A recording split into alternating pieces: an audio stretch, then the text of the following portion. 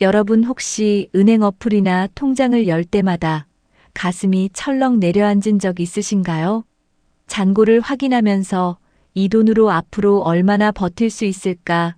병원비는 감당할 수 있을까? 자식들한테 손 벌리지 않고 살 수 있을까? 이런 생각에 잠 못 이루신 적 있지 않으신가요?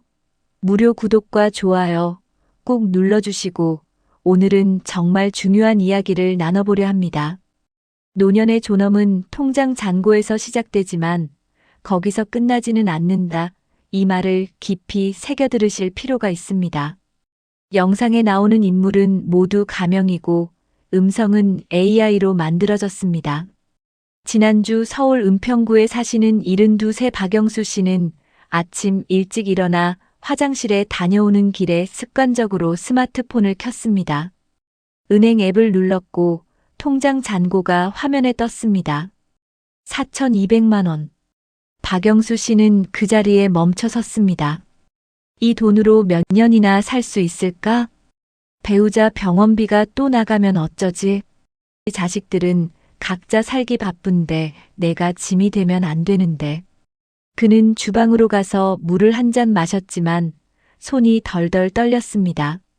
돈 때문이 아니었습니다. 내 마음을 갉아먹는 불안 때문이었습니다.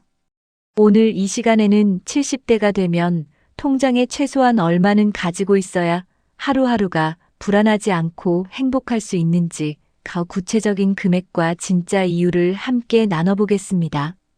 첫 번째, 70대에게 필요한 최소 안정 금액이 무엇인지. 두 번째, 그 돈이 왜 심리적 안정과 직결되는지.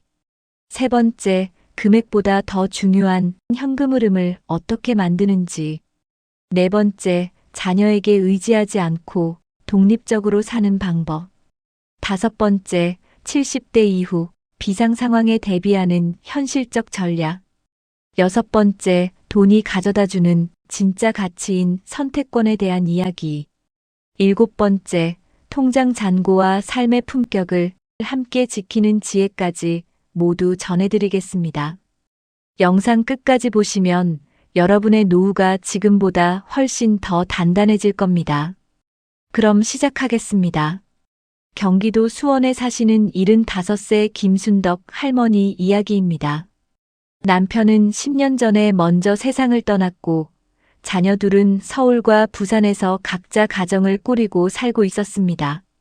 김순덕 할머니는 남편이 남긴 퇴직금과 집 한 채, 정리한 돈으로 통장에 3천만 원을 가지고 있었습니다. 국민연금은 한 달에 50만 원 정도 나왔습니다. 처음엔 괜찮았습니다. 집은 전세로 얻어서 월세 부담도 없었고 병원비도 크게 들지 않았거든요. 그런데 2026년 봄 무릎 관절이 악화되면서 상황이 달라졌습니다. 수술을 해야 했고 입원비와 재활치료비로 600만 원이 나갔습니다. 통장 잔고는 2,400만 원으로 줄었습니다. 김순덕 할머니는 그날 밤 잠을 이루지 못했습니다. 이 돈으로 앞으로 몇 년을 버틸까? 또 아프면 어떡하지? 자식들한테 손 벌리고 싶지 않은데. 그는 새벽까지 계산기를 두드렸습니다. 한 달 생활비 70만 원, 1년이면 840만 원. 병원비 여유분 200만 원, 예상치 못한 지출 300만 원. 2,400만 원이면 거의 2년 정도밖에 안 되더군요. 김순덕 할머니는 그때부터 돈을 아끼기 시작했습니다. 고기는 한 달에 한 번만 먹었습니다. 전기세 아끼려고 한여름 무더위에도 선풍기만 틀었습니다. 친구들 만나는 것도 줄였습니다. 커피 한 잔 값이 아까웠거든요. 그렇게 1년을 살았습니다. 통장 잔고는 1,800만 원으로 줄었습니다. 그런데 참 이상한 일이 벌어졌습니다. 돈은 조금밖에 안 줄었는데 김순덕 할머니의 삶은 완전히 쪼그라들어 있었습니다. 웃음이 사라졌고 사람 만나는 게 두려워졌고 하루하루가 지옥처럼 불안했습니다. 딸이 전화를 걸어도 응 괜찮아 하고 서둘러 끊었습니다. 걱정 끼치고 싶지 않았거든요. 어느 날 동네 복지관에서 무료 상담을 받게 됐습니다. 상담사가 물었습니다. 할머니, 지금 가장 힘드신 게 뭐세요? 김순덕 할머니는 한참을 말없이 있다가 눈물을 글썽이며 대답했습니다. 돈이 없어서가 아니라 돈이 떨어질까봐 무서워요. 그 말을 듣고 상담사는 고개를 끄덕였습니다. 할머니, 지금 통장에 1,800만 원 있으시잖아요. 연금도 매달 잘 나오고요. 최소 3년은 버티실 수 있어요. 그런데 왜 이렇게 불안해하세요? 김순덕 할머니는 그제야 깨달았습니다. 문제는 돈의 절대적 액수가 아니라 자신이 설정한 심리적 안전선이 너무 높았다는 것을요. 그는 최소 5천만 원은 있어야 안심이 된다고 생각했는데 그 기준이 현실적이지 않았던 겁니다. 이 이야기가 왜 중요할까요? 최근 발표된 연구 결과를 보면 70대 이상 노인 중 68%가 경제적 불안을 가장 큰 스트레스 요인으로 꼽았습니다. 그런데 흥미로운 건 실제 보유 자산과 불안감의 상관관계가 생각보다 크지 않았다는 겁니다. 통장에 5천만 원이 있어도 불안한 사람이 있고 2천만 원밖에 없어도 비교적 편안하게 사는 사람이 있었습니다. 그 차이는 무엇이었을까요? 바로 최소 생존 금액과 심리적 안정선을 구분하는 능력이었습니다. 최소 생존 금액이란 말 그대로 생존에 필요한 최소한의 돈입니다. 2026년 기준으로 70대 1인 가구가 최소한의 생활을 유지하려면 한 달에 약 70만 원에서 90만 원 정도 필요합니다. 여기에는 기본 식비, 주거비, 공과금, 최소한의 병원비가 포함됩니다. 1년이면 약 1천만 원 정도입니다. 만약 통장에 3천만 원이 있다면 이론상 3년은 버틸 수 있습니다. 그런데 심리적 안정선은 다릅니다. 이건 개인마다 다른데 대부분의 70대는 최소 5천만 원에서 1억 원 정도를 심리적 안정선으로 생각합니다. 왜 그럴까요? 예상치 못한 의료비 자녀, 경조사비 집, 수리비 장례비 등을 고려하면 그 정도는 있어야 마음이 놓이기 때문입니다. 문제는 이 심리적 안정선에 도달하지 못하면 계속 불안하다는 겁니다. 그래서 많은 70대가 김순덕 할머니처럼 돈을 아끼고 또 아끼면서 삶의 질을 포기하게 됩니다. 그럼 해답은 무엇일까요? 첫째, 자신의 실제 월 생활비를 정확히 파악하는 겁니다. 종이에 한 달 동안 쓴 돈을 전부 적어보세요. 식비, 공과금, 병원비, 교통비, 통신비, 경조사비까지 전부 말입니다. 대부분의 70대는 자기가 생각하는 것보다 훨씬 적게 씁니다. 평균적으로 한 달에 실제로 쓰는 돈은 90만 원 이하인 경우가 많습니다. 둘째, 현재 보유 자산을 생존 기간으로 환산해 보세요. 예를 들어 통장에 3천만 원이 있고 한 달에 90만 원을 쓴다면 약 33개월, 거의 3년을 버틸 수 있습니다. 이걸 숫자로 보면 막연한 불안이 구체적 안도감으로 바뀝니다. 셋째, 비상금을 별도로 설정하세요. 통장 잔고 전체를 생활비로 생각하지 말고 그중 500만 원에서 1천만 원은 절대 건드리지 않는 비상금으로 분리해 두는 겁니다. 이건 정말 급할 때만 쓰는 돈입니다. 이렇게 분리해 두면 심리적으로 훨씬 안정됩니다. 넷째, 국민연금이나 기초연금 같은 고정 수입을 최대한 활용하세요. 한 달에 50만 원이라도 고정적으로 들어오면 통장 잔고를 덜 까먹게 됩니다. 이 50만 원으로 기본 생활비를 충당하고 부족한 부분만 통장에서 꺼내 쓰는 겁니다. 다섯째, 소비의 우선순위를 명확히 하세요. 건강 관련 지출, 즉 병원비와 영양제, 건강식품은 절대 아끼지 마세요. 건강을 잃으면 나중에 훨씬 더 큰 돈이 듭니다. 반면 체면 소비, 즉 남한테 보이기 위한 지출은 과감히 줄이세요. 여섯째, 정기적으로 자산 점검을 하세요. 석 달에 한 번씩 통장 잔고와 지출 내역을 확인하면서 내가 계획대로 살고 있는지 점검하는 겁니다. 이렇게 하면 돈에 대한 통제감이 생깁니다. 일곱째, 혼자 고민하지 마세요. 동사무소나 복지관에 가면 무료 재무 상담을 받을 수 있습니다. 전문가와 상담하면 자신이 생각지 못한 해결책을 찾을 수 있습니다. 김순덕 할머니는 이런 원칙들을 하나씩 적용하기 시작했습니다. 그는 자신의 월 생활비가 실제로는 80만 원 정도라는 걸 확인했고 1,800만 원이면 약 22개월을 버틸 수 있다는 계산을 했습니다. 비상금으로 500만 원을 따로 떼어놓고 나머지 1,300만 원으로 생활하기로 했습니다. 그리고 중요한 결정을 하나 더 했습니다. 친구들 만나는 걸 다시 시작한 겁니다. 한 달에 한 번 10,000원짜리 점심 약속, 그게 그렇게 큰 지출이 아니라는 걸 깨달았거든요. 6개월 후 김순덕 할머니의 통장 잔고는 1,200만 원으로 줄었습니다. 하지만 그의 얼굴에는 다시 밝은 웃음이 돌아왔습니다. 딸에게 전화할 때도 목소리가 활기차졌습니다. 돈이 늘어난 게 아니라 돈에 대한 불안이 줄어든 겁니다. 그게 진짜 행복의 시작이었습니다. 이제 두 번째 이야기로 넘어가 보겠습니다. 대구에 사시는 78세 이철호 할아버지입니다. 이철호 할아버지는 평생 성실하게 일했습니다. 중소기업에서 35년을 근무하고 퇴직했고 퇴직금과 집 한 채 처분한 돈으로 통장에 8천만 원을 마련했습니다. 국민연금은 한 달에 100만 원 정도 나왔습니다. 배우자와 함께 작은 아파트에 전세로 살고 있었고 자녀는 아들 하나, 딸 하나 있었습니다. 이철호 할아버지는 경제적으로는 꽤 안정적인 편이었습니다. 그런데 문제는 전혀 다른 곳에서 터졌습니다. 아들이 사업에 실패하면서 큰 빚을 졌고 이철호 할아버지에게 손을 벌렸습니다. 아버지, 2천만 원만 빌려주세요. 이번에 고비만 넘기면 꼭 갚을게요. 이철호 할아버지는 깊은 고민에 빠졌습니다. 자식을 도와주고 싶은 마음은 굴뚝 같았지만 내 소중한 노후 자금을 내줘야 한다는 게 너무나 두려웠습니다. 8천만 원에서 2천만 원을 빼면 6천만 원인데 과연 내가 버틸 수 있을까?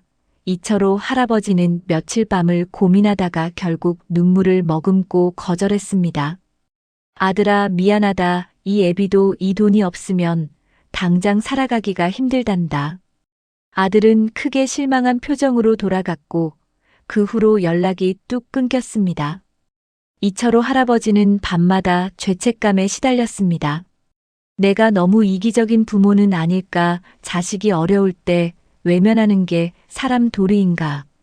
그런데 한편으로는 내가 지금 이 돈을 다 써버리면 나중에 늙고 병들었을 때 자식들에게 더 큰 짐이 되는 게 아닌가 하는 생각도 들었습니다. 이철호 할아버지는 동네 경로당에서 비슷한 나이의 친구들과 이 속상한 이야기를 나눴습니다.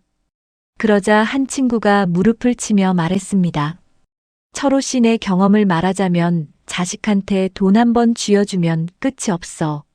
나도 딸아이 어렵다길래 3천만 원 줬는데 1년 후에 또 달라더라고.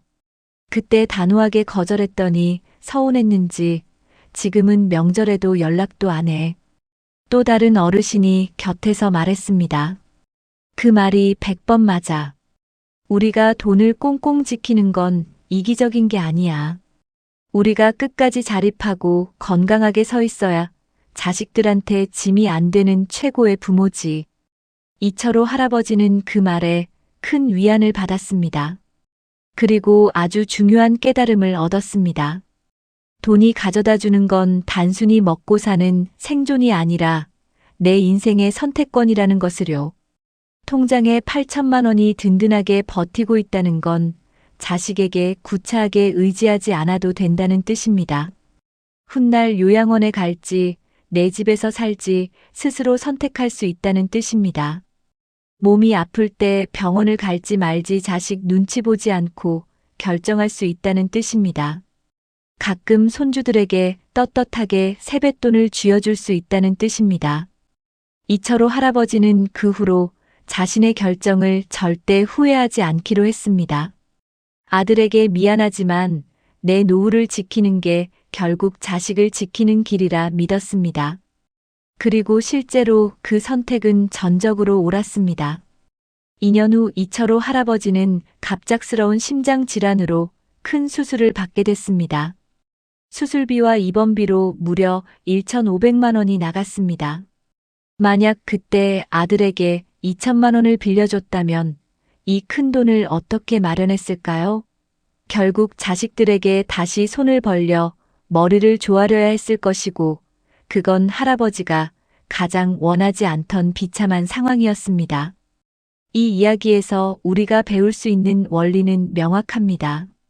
대학 연구팀이 발표한 자료에 따르면 70대 이상 부모가 자녀에게 경제적으로 독립적일수록 삶의 만족도가 자녀에게 의존하는 부모보다 무려 42%나 높았습니다. 그 이유는 간단합니다. 내 지갑에 돈이 있어야 당당한 선택권이 생기고, 그래야 인간으로서의 마지막 존엄성이 지켜지기 때문입니다. 자녀에게 손을 벌리는 순간 아무리 내 자식이라도 관계의 균형이 무너집니다. 부모는 늘 미안해하고 자녀는 겉으론 괜찮다 해도 속으론 부담스러워합니다. 그 관계 속에서 노인은 점점 기가 죽고 움츠러들게 됩니다. 반대로 부모가 경제적 독립을 유지하면 자녀와의 관계도 훨씬 더 건강해집니다. 만날 때 편하게 웃을 수 있고 서로를 진심으로 존중할 수 있습니다.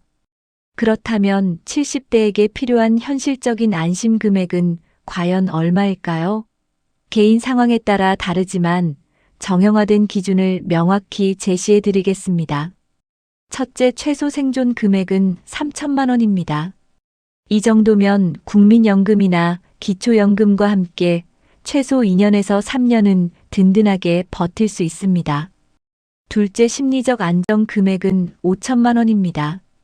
이 정도만 쥐고 계셔도 예상치 못한 의료비나 긴급 상황에 여유롭게 대응할 수 있고 마음의 안정을 찾을 수 있습니다. 셋째, 여유 있는 노후 금액은 8천만 원에서 1억 원입니다. 이 정도면 가끔 여행도 가고 자녀 경조사에도 부담 없이 기쁜 마음으로 참여할 수 있습니다. 넷째, 가장 이상적인 금액은 1억 5천만 원 이상입니다. 이 정도 자산이 확보되면 추후 요양원 비용까지 내 힘으로 감당할 수 있어 완벽하게 자유로운 노후를 보낼 수 있습니다. 이를 위한 실천 단계입니다. 1단계, 현재 자산을 정확히 파악하세요. 내 통장 잔고, 예적금, 주식, 부동산까지 모든 자산을 노트에 적어보고 즉시 현금으로 바꿀 수 있는 돈이 얼마인지 확인하는 겁니다. 2단계, 월 생활비를 세밀하게 계산하세요. 가계부를 쓰면서 식비, 공과금, 병원비, 교통비, 경조사비까지 새 나가는 돈을 전부 파악하는 겁니다. 3단계, 나만의 안심 목표 금액을 설정하세요. 내가 편안하게 살려면 통장에 최소 얼마가 있어야 하는지 현실적으로 결정하는 겁니다. 4단계, 지출의 우선순위를 정하세요. 건강을 지키는 의료비와 약값은 무조건 1순위입니다. 여기서 아끼면 나중에 몇 배로 돈이 깨집니다. 반면 남들에게 보여주기 위한 체면, 소비는 과감하게 꼴찌로 미루십시오. 5단계, 비상금을 따로 쪼개어 관리하세요. 통장 잔고의 20% 정도는 하늘이 두 쪽 나도 절대 안 건드리는 비상금 통장으로 묶어두는 겁니다. 6단계, 정기적으로 점검하세요. 석 달에 한 번씩 잔고를 확인하며 통제감을 가지셔야 합니다. 7단계, 자녀와의 경제적 경계를 칼같이 자르세요. 자녀가 돈을 도와달라고 할 때 단호하게 내 노후 자금이라 안 된다고 말하는 연습을 하셔야 합니다. 미안해할 필요 전혀 없습니다. 최영호 할아버지는 이런 원칙들을 평생 철저히 지키며 살아왔습니다. 그래서 70대 후반인 지금도 자녀에게 단 한 푼도 손 벌리지 않고 당당하게 살고 있습니다. 통장에는 여전히 8천만 원의 자산이 버티고 있고 매달 연금도 안정적으로 들어옵니다. 아들과의 관계도 시간이 지나니 훨씬 더 돈독해졌습니다. 아들도 나중에야 깨달은 겁니다. 아버지가 그때 거절한 덕분에 지금 자식들에게 짐이 되지 않고 떳떳하게 살아계신다는 것을요. 최영호 할아버지는 늘 말합니다. 자식에게 짐이 되지 않고 독립하는 것, 그것이 부모가 자식에게 줄 수 있는 이 세상 마지막 최고의 선물이라고 말입니다. 세 번째 이야기로 넘어가겠습니다. 부산에 사시는 74세 정미자 할머니의 이야기입니다. 정할머니는 통장에 돈이 그리 많지 않았습니다. 다 합쳐봐야 3,500만 원 정도였습니다. 남편은 5년 전에 세상을 떠났고 자녀는 딸 하나뿐이었는데 딸은 서울에서 제 가정을 꾸리고 살기 바빴습니다. 정할머니는 국민연금 60만 원과 기초연금 30만 원을 합쳐 매달 90만 원의 고정 수입이 있었습니다. 많은 돈은 아니었지만 정할머니는 매일 웃으며 편안하게 살았습니다. 어떻게 그럴 수 있었을까요? 그에게는 남다른 지혜가 있었습니다. 통장 잔고보다 중요한 건 매달 내 주머니에 꼬박꼬박 꽂히는 현금의 흐름이다. 정할머니는 통장에 3,500만 원은 든든한 뚝방이라 생각하고 절대 건드리지 않았습니다. 대신 매달 들어오는 90만 원 안에서만 생활하는 규칙을 정했습니다. 식비 40만 원, 공과금 10만 원, 통신비 5만 원, 교통비 5만 원, 병원비 15만 원, 경조사비와 여가비 15만 원. 이렇게 예산을 딱 맞추어 놓고 그 안에서 생활했습니다. 물론 처음에는 적응하기 쉽지 않았습니다. 돈이 초과되어 통장에서 돈을 꺼내 써야 하는 날도 있었지만 정할머니는 포기하지 않았습니다. 식비를 아끼기 위해 일부러 해질녘 전통시장에 가서 마감 세일하는 장을 보았고 외식은 한 달에 딱 한 번으로 제한했습니다.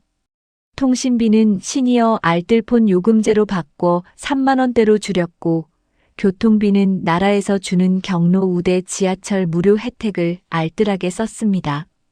병원비는 불필요한 비급여 영양제 같은 것은 정중히 거절하고 꼭 필요한 양만 챙겼습니다.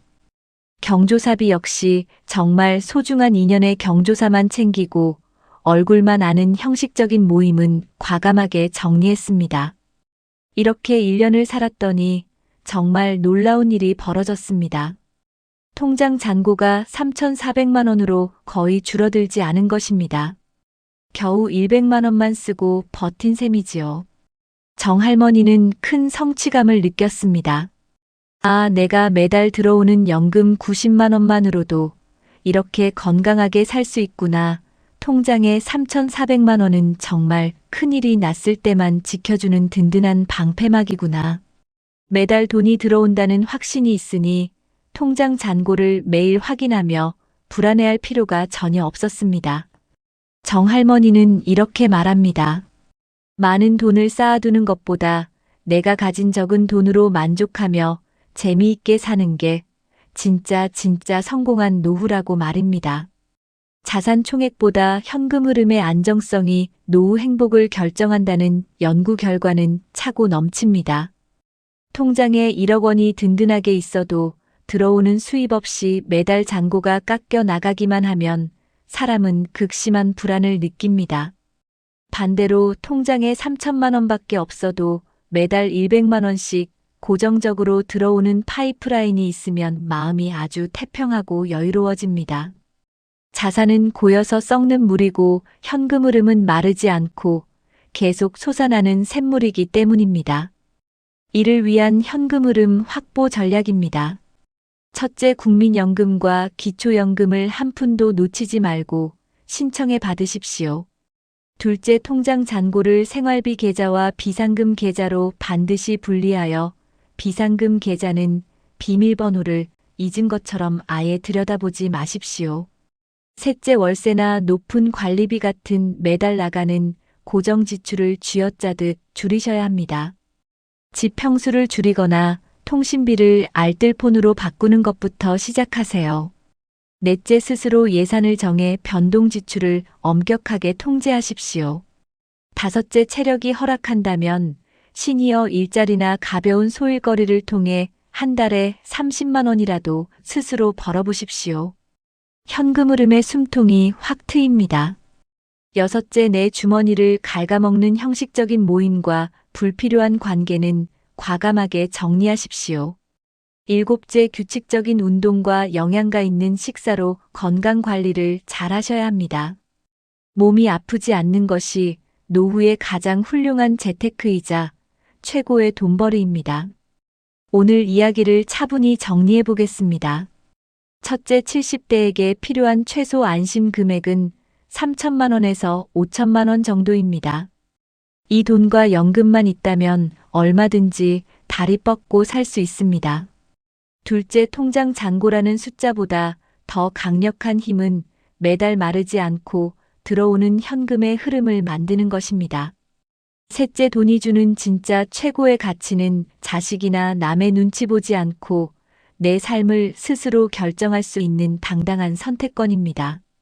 넷째, 자식에게 경제적으로 단호하게 독립하는 것이 세대 간의 갈등을 없애고 자식에게 짐이 되지 않는 최고의 부모가 되는 길입니다. 다섯째, 지출의 우선순위를 정해 건강을 지키는 의료비에는 돈을 아끼지 마십시오. 여섯째, 내 통장 잔고가 내 삶의 가치를 결정하는 것이 아닙니다. 내가 살아온 위대한 세월과 지혜가 진짜 내 자산입니다. 일곱째, 적은 돈으로도 충분히 만족하며 매일을 즐겁게 사는 법을 터득하셔야 진짜 안심 노후가 완성됩니다.